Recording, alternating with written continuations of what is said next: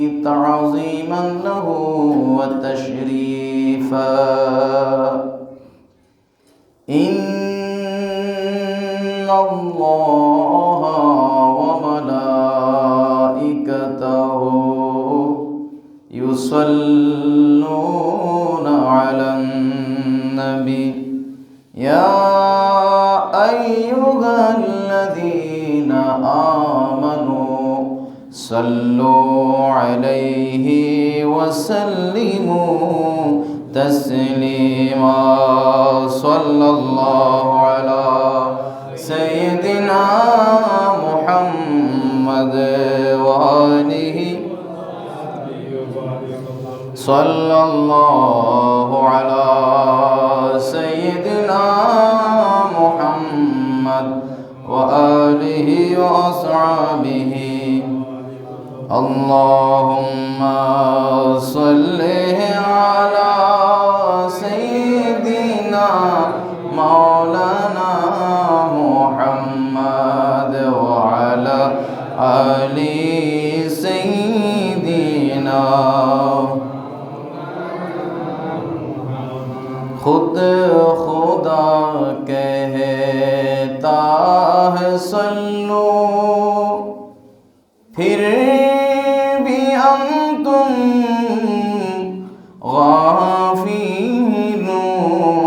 गाफिलून मोमिनो वाजिब है तुम पर इफ़ालो मा तुमारून अल्लाहुम्मा सल्ली अला सय्यिदिना मौलाना मुहम्मद व अला आलि सय्यिदिना अल्लाह अल्लाह अल्लाह ला इलाहा इल्लल्लाहु अल्लाह अल्लाह अल्लाहु ला इलाहा इल्लल्लाहु आमीना बीबी के गुलशन में आई है ताज़ा बहार पढ़ते हैं सल्लल्लाहु अलैहि वसल्लम आज दरो दीवार नबी जी अल्लाह अल्लाह अल्लाह ला इलाहा इल्लल्लाह ओ अल्लाह अल्लाह अल्लाह ला इलाहा इल्लल्लाह बारह रबीउल अव्वल को आई है दुर्र यतीम मांगे नबुवत मोहरे रिसालत साहिबे खुल्क़े अज़ीम नबी जी अल्लाह अल्लाह अल्लाह ला इलाहा इल्लल्लाहु अल्लाह अल्लाह अल्लाह ला इलाहा इल्लल्लाहु উপস্থিত ঐতিহ্যবাহী সাদেকনগর কেন্দ্রীয় জামে মসজিদ এলাকার সম্মানিত মুসল্লিনে কেরাম পরম শ্রদ্ধাভাজন আমার মুরব্বিন আযম সমবয়সী যুবক ভাইয়েরা পরম আদরের ছোট ভাইয়েরা পর্দাশীল মস্তুরাত খাওয়াতিন আমার মা বোনেরা রব্বুল আলামিন হাকিমুল হাকিমিন পরওয়ারদিগার আল্লাহর দরবারে অসংখ্য অগণিত অফুরন্ত শুকরিয়া জ্ঞাপন করছি যে মহান আল্লাহ রব্বুল আলামিন হাকিমুল হাকিমিন পরওয়ারদিগার আলম আমাদেরকে আজ মাহে জামাদিউল উখরা এর দ্বিতীয় জুমা আদায়ের উদ্দেশ্যে আল্লাহর ঘর জামে মসজিদে এসে হাজির হওয়ার তৌফিক দিয়েছেন। যে মহান মুনিব মাওলা আমাদেরকে এত বড় সুযোগ দিয়েছেন, তৌফিক দিয়েছেন, সে আল্লাহর দরবারে প্রত্যেকে শুকরিয়া তান বলি আলহামদুলিল্লাহ। একটু বড় আওয়াজে বলি আলহামদুলিল্লাহ।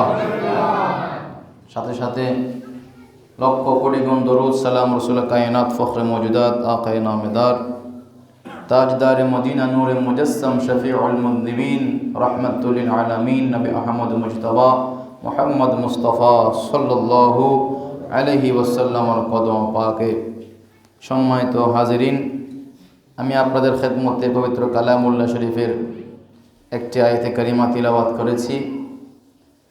যে আয়াতে কারিমার মধ্যে আল্লাহ রাব্বুল আলামিন হাকিমুল হাকিমিন ইরশাদ করেন, বিসমিল্লাহির রহমানির রহিম,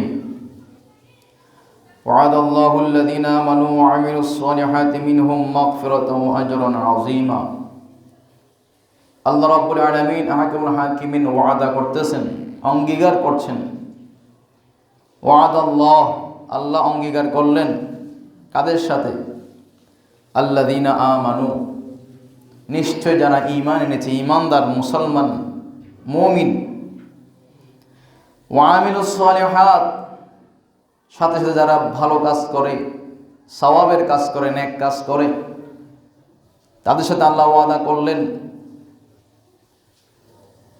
কি ওয়াদা করলেন?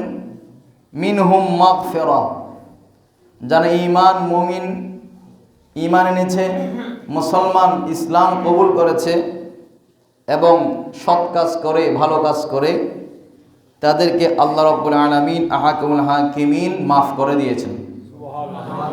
বড় করে সুবহানাল্লাহ বলা যাবে না? যারা ঈমানদার মুমিন মুসলমান এবং ভালো কাজ করে, তাদেরকে আল্লাহ মাফ করে দিয়েছেন। শুধু তাই নয়, ওয়া আজরান আযীমা, সবচেয়ে বড় যেটা প্রতিদান, জান্নাত তাদের জন্য বরাদ্দ করে দিয়েছেন। সুবহানাল্লাহ। এই আয়াতে কারিমার দিকে ইঙ্গিত রেখে আমি আমার ধারাবাহিক আলোচনা পেশ করব। আজ আমরা হযরতে বেলাল রাদিয়াল্লাহু তাআলা আনহুর ইসলাম গ্রহণ এবং তার উপরে মুসলমান হওয়ার কারণে যে নির্যাতন তিনি সহ্য করেছেন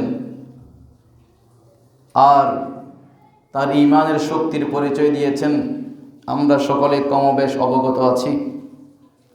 নবীর আশিকে রসুল যখন বলা হয়, সর্বপ্রথম যার নাম অন্যতমভাবে উল্লেখ করা হয় তিনি হচ্ছেন হযরত বেলাল রাদিয়াল্লাহু তাআলা। হযরত বেলাল রাদিয়াল্লাহু তাআলা, ওনার বাড়ি হচ্ছে বর্তমান ইথিওপিয়া, আফ্রিকার একটা রাষ্ট্র। তৎকালীন সময় বলা হতো হাবশা অথবা আবিসিনিয়া। কেনিয়া, ইথিওপিয়া এই অঞ্চল মিলে তখন আবিসিনিয়া ছিল, যেই জায়গায় সর্বপ্রথম মুসলমানরা হিজরত করেছিলেন। আবিসিনিয়া, নাজ্জাশী ছিল ওই রাষ্ট্রের বাদশার নাম। হযরত বেলাল রাদিয়াল্লাহু তাআলার জন্য বলা হয় ওনাকে বেলাল হাবশী, যেহেতু হাবশা অঞ্চলের মানুষ ছিলেন।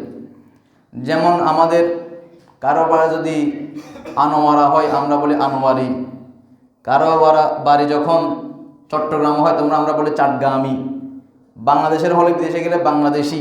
অনুরূপভাবে উনি হাবশা অঞ্চলে ছিলেন, সেই জন্য ওনাকে বেলাল হাবশী বলা হয়।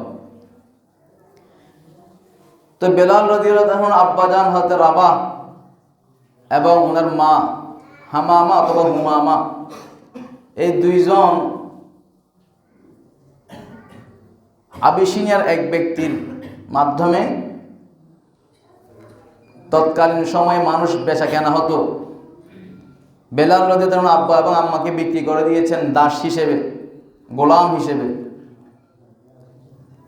বিক্রেতা ছিলেন আবিসিনিয়ার আর ক্রেতা হচ্ছেন আরবের। তো সৌভাগ্যক্রমে বেলাল রাদিয়াল্লাহু তাআলার আম্মা আব্বাকে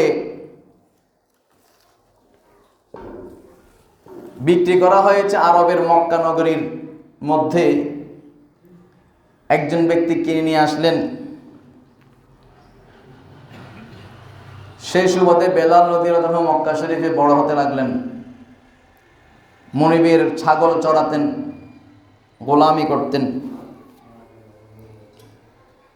ছাগল চড়াতে চড়াতে একদিন হেরা গুহা, জাবালে নূর, আল্লাহ রসুল সাল্লাল্লাহু আলাইহি ওয়াসাল্লাম যেই জায়গায় অবস্থান করার সময় কোরআনে পাক নাজিল হয়েছে, ওই হেরা গুহা পাহাড়ের পাশে উনি ছাগল চড়াইতেছেন।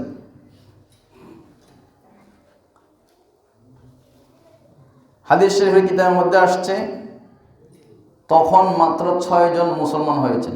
কয়জন?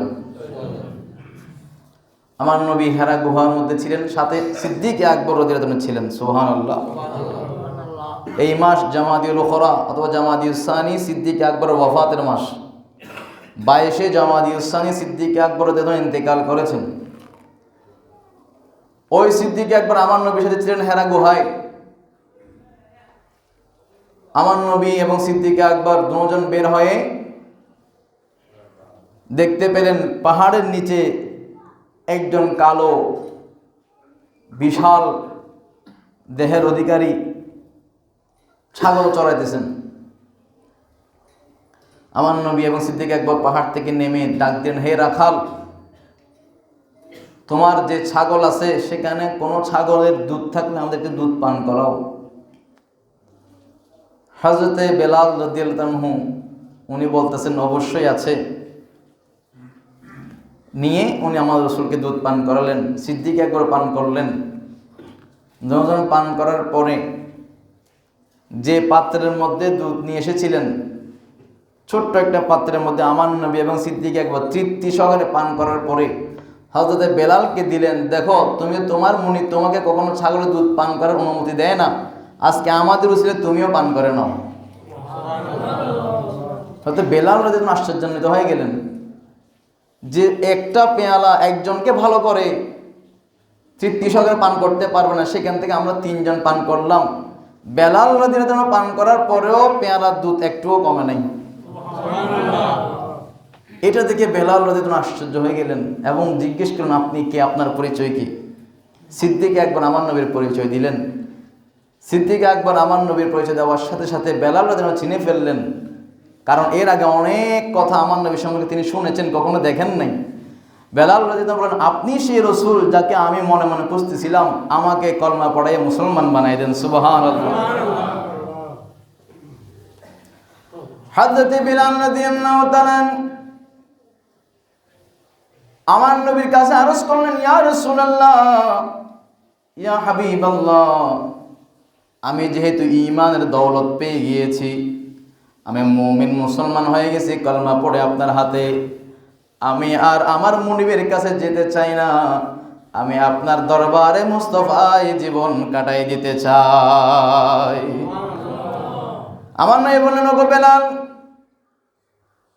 তোমার রং, গায়ের রং কালো হতে পারে, তুমি হাবেশার অধিবাসী হতে পারো, কিন্তু আল্লাহ রাব্বুল আলামিন হাকিমুল হাকিমিন তোমার মাধ্যমে ইসলামের অনেক খেদমত নেবেন। অতএব তুমি আমার কাছে এখন থাকার প্রয়োজন নাই। আমার কাছে যারা থাকে তারা নির্যাতিত হয়, তাদেরকে কাফের মুশরিকরা বেশি জুলুম করে। তুমি তোমার মুনিবের কাছে ফিরে যাও। তুমি যে মুসলমান হয়েছো এই কথা প্রকাশ করার প্রয়োজন নাই, তোমার মনে মনে ঈমানটা তুমি গোপন রাখবে। আল্লাহ রাব্বুল আলামিন যখন হুকুম করবেন তখন আমরা প্রকাশ করব। এই কথা বলার পরে হযরত বেলাল রাদিয়াল্লাহু তাআলা ওনার মুনিবের কাছে আসলেন। পরের দিন আবার ওই ছাগল নিয়ে আমার নবীর একটু খেদমত করার জন্য, দুধ পান করার জন্য ছাগলের, উনি আবার হেরা গুহার পাশে চলে আসলেন। এইভাবে 3-4 দিন করার পরে একদিন হঠাৎ করে আবু জাহেল কমবক্ত দেখে ফেলল। আবু জাহেল দেখার পরে হযরত বেলাল রাদিয়াল্লাহু তাআলা কিছু বলেন নাই। মুনিবকে গিয়ে বললেন, ওগো বেলালের মুনিব, তোমার গোলাম তো দেখে এখন মুহাম্মাদের ভক্ত হয়ে গেছে, নাউযুবিল্লাহ। তাকে তুমি বারণ করো, সে যেন ঘেরা গুহায় আর না যায়, ওই জায়গায় যাতে আর না যায়। মুনিব এসে জিজ্ঞেস করলো, কিরে বেলাল, তোমাকে আমি ছাগল চড়ানোর জন্য দিয়েছি, তুমি কেন যে মানুষটাকে মক্কার কাফেররা, আবু জাহেল, উতবা, সাইবার লিডার নেতারা দেখতে পারে না, তার কাছে কেন যাও? বেলাল রাদিয়াল্লাহু তাআলা বললেন, কই না, আমি তো যাই না। হযরত বেলাল রাদিয়াল্লাহু তাআলা বেশিক্ষণ গোপন রাখতে পারেন নাই, বললেন, হ্যাঁ, আমি আখির জামানের নবী মুহাম্মদুর রাসূলুল্লাহ সাল্লাল্লাহু আলাইহি ওয়াসাল্লামের উপর ঈমান এনেছি। জোরে বলুন সুবহানাল্লাহ। এই কথা বলার পরে 3 জন বড় বড় নেতা আবু জাহেল, উমাইয়া ইবনে খালফ এবং উতবা, এই তিনজনকে ডেকে বেলাল রাদিয়াল্লাহু তাআলা মুনি বলতে লাগলেন যে বেলাল সে স্বীকার করেছে, সে ইসলাম ধর্ম গ্রহণ করেছে, আমাদের বাপদাদার ধর্ম ছেড়ে দিয়েছে। এখন তোমাদের যা ইচ্ছা মনে চায় বেলালের সাথে করতে পারবে, আমার কোনো বাধা থাকবে না। তখন উমাইয়া ইবনে খালফ সবচেয়ে বড় জালেম, সে বেলাল রাদিয়াল্লাহু তাআলাকে নিয়ে হযরতে বেলাল রাদিয়াল্লাহু তাআলাকে বলল, হে বেলাল শোনো, তুমি ইসলাম ধর্ম ত্যাগ করো, তোমার নবীকে ছেড়ে দাও, আল্লাহর কথা বলা বন্ধ করো, তাহলে তোমার উপর কোনো জুলুম করা হবে না, তোমার উপর কোনো অত্যাচার করা হবে না। হযরতে বেলাল বলেন, ওগো উমাইয়া, ও উমাইয়া ইবনে খালফ শোনো, আমার জান চলে যাবে, আমি আমার নবীর জন্য জান দিয়ে ফেলবো, তারপর আমার নবীকে ছাড়তে পারবো না। এই কথা বলার পরে হাতে বেলাল রাদিয়াল্লাহু তাআলাকে মরুভূমির গরম বালির মধ্যে নিয়ে গিয়ে বেলাল রাদিয়াল্লাহু তাআলাকে শোয়াই দিলেন, বুকের উপরে অনেক বড় একটা পাথর বসাই দিলেন। হযরতে বেলাল রাদিয়াল্লাহু তাআলা সহ্য করতে না পেরে চোখের পানি ছেড়ে দিয়ে আল্লাহকে ডাকতে লাগলেন, জপতে লাগলেন মুখে মুখে, আহাদুন আহাদুন আহাদ। আহাদ মানে এক, এক মানে আল্লাহ। কুল হুয়াল্লাহু আহাদ, এই আহাদ থেকে মুরাদ হলো আল্লাহ, তিনি আহাদ বলে ডাকতেন, এক আল্লাহর জপতেন। উমাইয়া ইবনে খালফ দেখতে লাগলো হযরত বেলালকে কোন অবস্থাতে থামানো যায় না।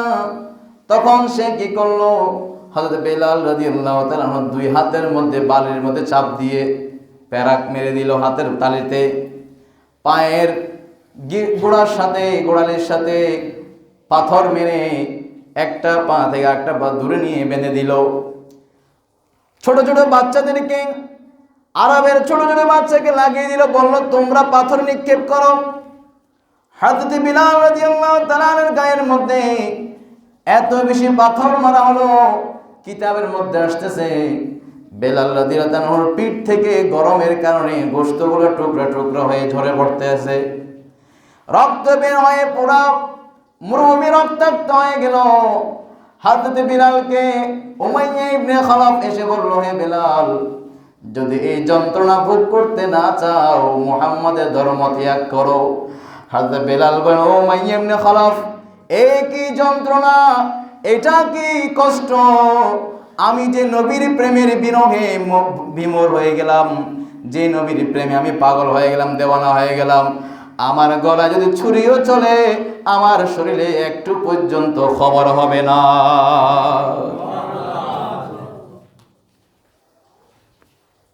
হযরত বেলাল রাদিয়াল্লাহু তাআলা নবীর মজলিসে আসেন নাই, এইদিকে আমার নবী মাশউক আশিক বেলাল, আমার নবীও বেচেন হয়ে গেলেন, না জানে বেলালের উপরে কেমন নির্যাতন চলছে।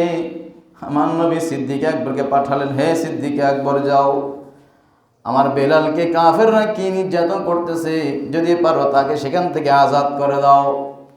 সিদ্দিক আকবর রাদিয়াল্লাহু তাআলা আসলেন, দেখতে পেলেন হতে বেলাল রাদিয়াল্লাহু তাআলা যে জবান দিয়ে আহাদুন আহাদুন বলে চিৎকার করতেন, উমাইয়া ইবনে খালফ লোহাকে গরম করে সেই জিবার মধ্যে ছেক দিতেছে। জোরে বলুন নাউজুবিল্লাহ। হযরত বেলালের জিবায় গরম লোহা দিয়ে ছেক দিতেছে এবং হযরত সিদ্দিক আকবর রাদিয়াল্লাহু তাআলা সেটা দেখে আর সহ্য করতে পারেন নাই, ঘরে দৌড় মেরে গেলেন, গিয়ে বললেন, ওগো আসমা। সিদ্দিক আকবর দুইজন মেয়ে আয়েশা এবং আসমা, ও আসমা, হে আয়েশা। বলেন, বাবা আপনি এত চিন্তিত কেন? বলল, আমার ঘরের মধ্যে যা কিছু আছে, যত টাকা পয়সা আছে সবগুলো দাও, আমি হযরত বেলালকে নবীর জন্য আজাদ করে দিব। সব গোছালেন। দেখতেছেন সেখানে ওনার 40,000 দিনার আছে। কত হাজার? আজ থেকে 1,500 বছর আগে 40,000 দিনার, এখন আর কোটি কোটি টাকা হবে। 40,000 দিনার নিয়ে আসলেন, উমাইয়া ইবনে খালফকে বলেন, ওগো উমাইয়া, তোমার যে গোলাম বেলাল শুধুমাত্র মুসলমান হওয়ার কারণে, নবীর কালেমা পড়ার কারণে তুমি তার উপরে এত নির্যাতন করতেছো, তুমি তাকে আমার কাছে বিক্রি করবে, আমার কাছে বিক্রি করে দাও। বলল, আমি তাকে তো 10,000 দিনার দিয়ে কিনেছি। সিদ্দিক আকবর বললেন, এখন কত চাও? বলল, 20,000। সিদ্দিক আকবর বললেন, ও মাইয়া, বেলাল এত সস্তা নয়, বেলালকে আমি 40,000 দিনার দিয়ে কিনে নিলাম। কয় গুণ? 4 গুণ বেশি দিলাম। কিনে নিয়ে আসলেন আমার নবীর সামনে, এনে বললেন, ইয়া রাসূলুল্লাহ, আপনার আশিক বেলাল, আপনি বুঝে নেন। তখন আমার নবী সিদ্দিক আকবর বড় খুশি হয়ে গেলেন। সিদ্দিক আকবর বলেন, ইয়া রাসূলুল্লাহ, আমি কিনেছি মানে বেলাল আমার গোলাম হিসেবে কিনি নাই, আমি বেলালকে আল্লাহর ওয়াস্তে আপনার সন্তুষ্টির জন্য, আল্লাহর সন্তুষ্টির জন্য আমি আজাদ করে দিলাম। সুবহানাল্লাহ। যে বেলালকে কাফেররা এত নির্যাতন করল, সে বেলালকে আমার নবী বললেন, ও বেলাল, শোনো, তোমাকে আমি রাসূল এই ইসলামের, এই ধর্মের প্রথম মুয়াজ্জিন হিসেবে আমি নবী তোমাকে ঘোষণা করলাম। যার আহ্বানে, যার ডাকে সারা বিশ্বের মুসলমান, যত মুসলমান সাহাবায়ে কেরাম আমার নবীর হাতে ইসলাম গ্রহণ করেছেন, করবেন।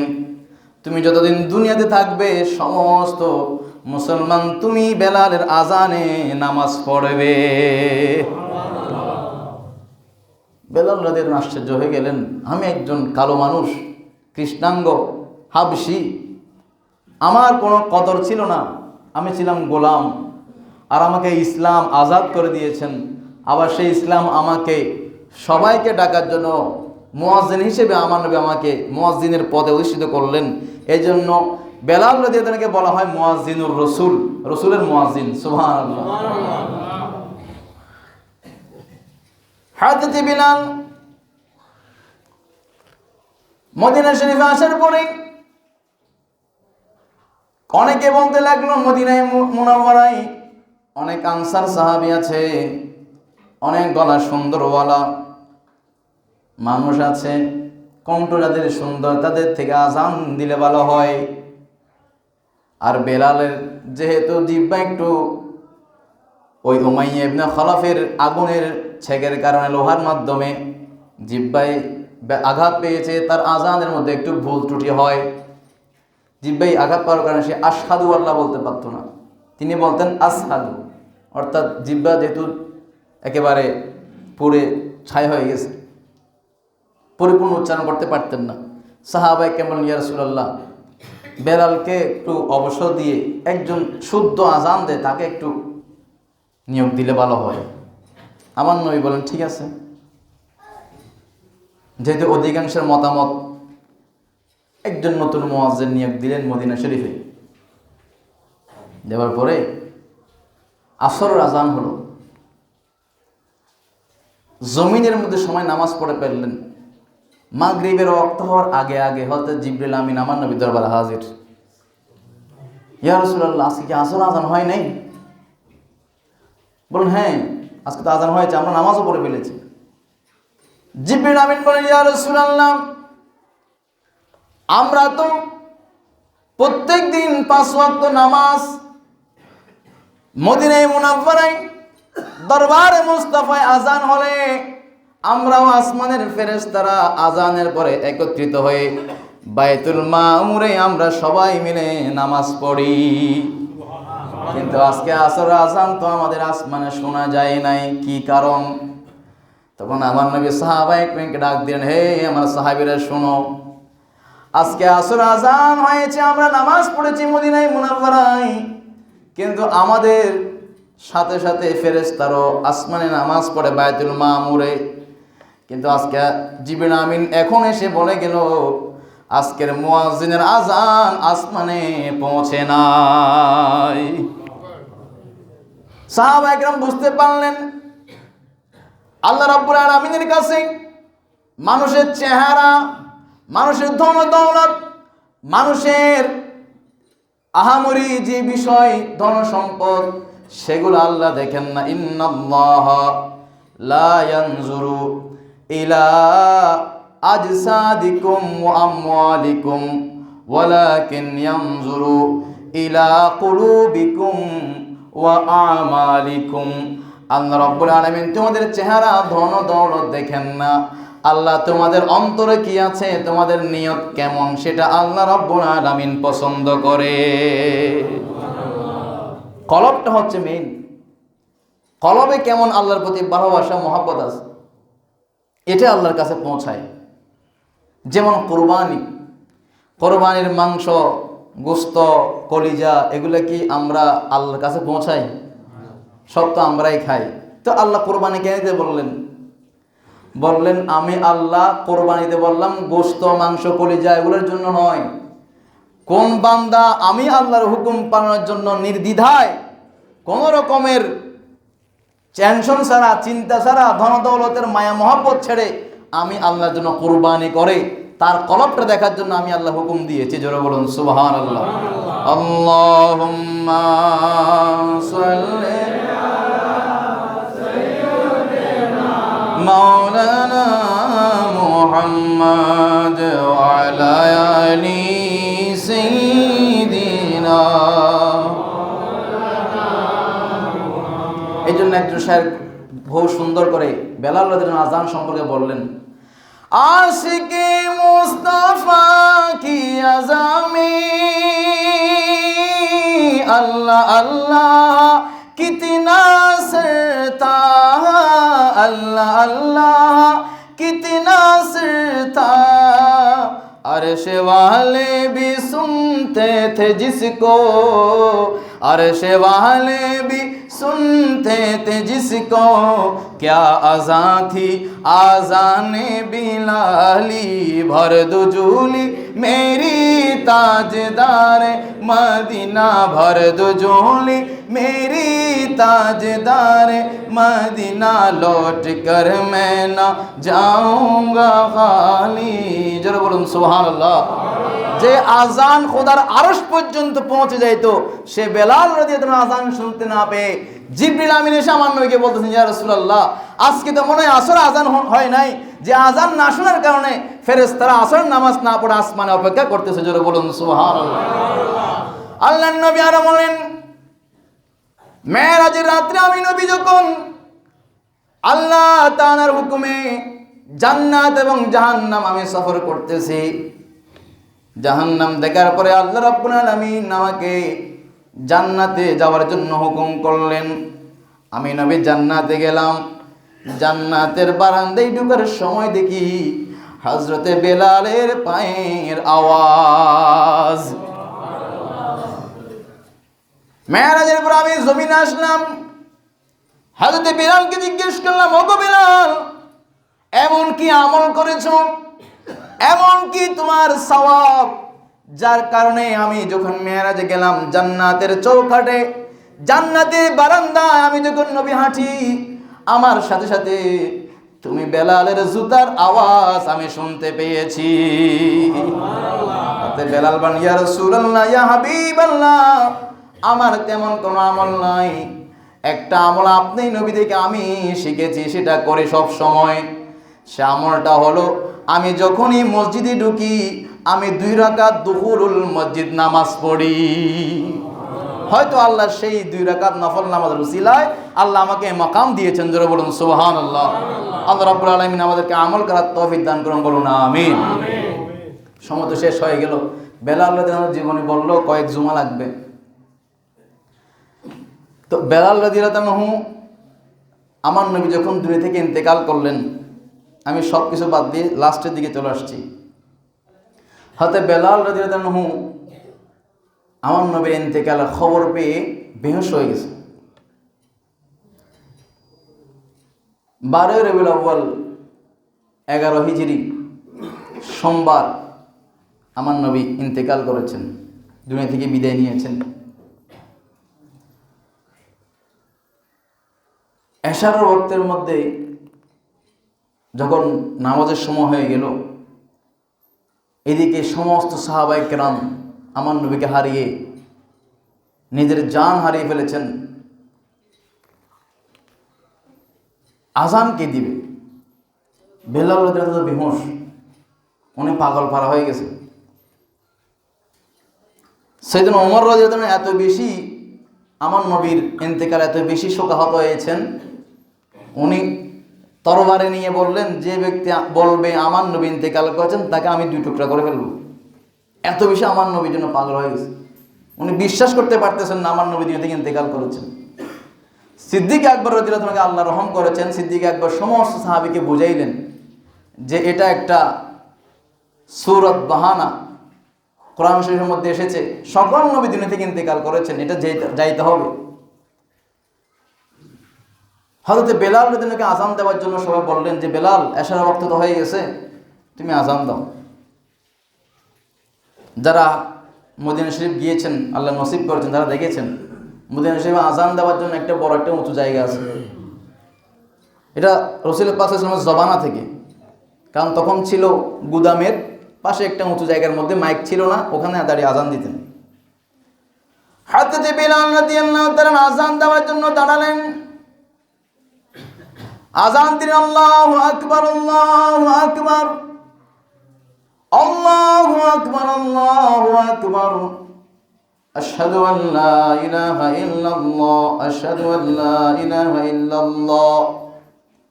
যে মুহূর্তে আশহাদু আন্না মুহাম্মাদুর রাসূলুল্লাহ, এই মুহাম্মাদুর রাসূলুল্লাহ আমার নবী আসার সাথে সাথে বেলাল বেহুশ হয়ে ঠাস করে উপর থেকে নিচে পড়ে গেলেন।